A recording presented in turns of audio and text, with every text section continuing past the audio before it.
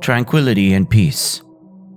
In a 1994 issue of the magazine Ahlan was Salal, an article by Dr. Hassan Samsi Basha was printed entitled 20 Ways to Avoid Anxiety. The following points are summarized from the article.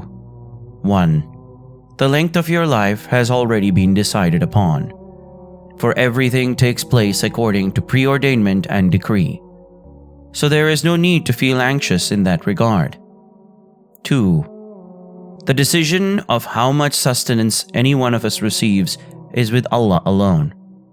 No one else owns the sustenance or has the power to take it from you. 3. The past is gone and has taken with it its woes and miseries. It cannot return even if the whole of mankind worked as one unit to bring it back. 4. The future is from the unseen world and has not yet arrived. It brings with it matters showing no regard to your permission or feelings, so do not call it forth until it actually arrives. 5. Doing good to others brings happiness to both the heart and the soul. A good deed provides greater benefits to the benefactor in terms of blessings and recompense and peace than it does to the receiver. 6.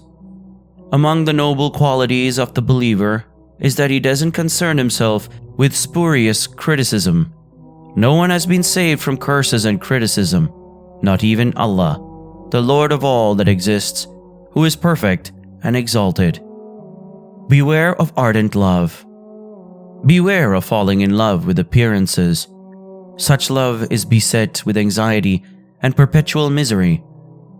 It is a blessing for a Muslim that he stays away from messages found in lyrics and music, messages about ardent love, unrequited love, or separation from one's object of love. Have you seen him who takes his own lust, vain desires, as he, God, and Allah knowing him as such, left him astray and sealed his hearing and his heart, and put a cover on his sight? In reproaching himself, an Arab poet wrote the following: I am the one who has brought death a-knocking. Then who is to blame when the murdered is the murderer? He is blaming himself for the perpetual pain and misery that he experienced, finally recognizing that by falling in passionate love, and then by not being able to fall out of it, he alone was to blame for his woes. And if an evil whisper comes to you from Satan, then seek refuge with Allah.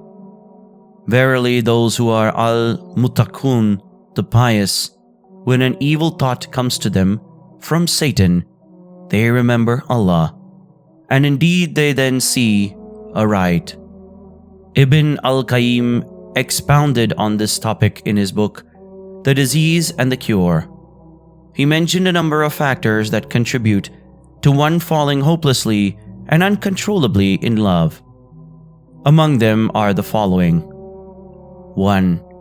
An empty heart that is bereft of love for Allah, remembrance of Him, and fear of Him. 2. Allowing one's eyes to wander and stare. The eye is a scout that can bring back misery to the heart.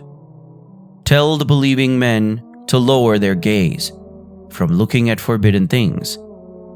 A look is an arrow from the arrows of the devil. An Arab poet said, when you allow your eyes to wander ahead as a scout, looking at all eyes and stares will then follow, seeing that which you are not capable of embracing completely, while not being patient, forgetting something partially.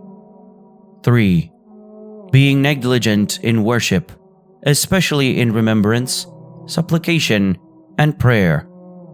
Verily, as salat, the prayer, prevents from al-fasha, that is great sins of every kind, unlawful sexual intercourse, etc., and al-munkar, that is disbelief, polytheism, and every kind of evil wicked deed, etc.,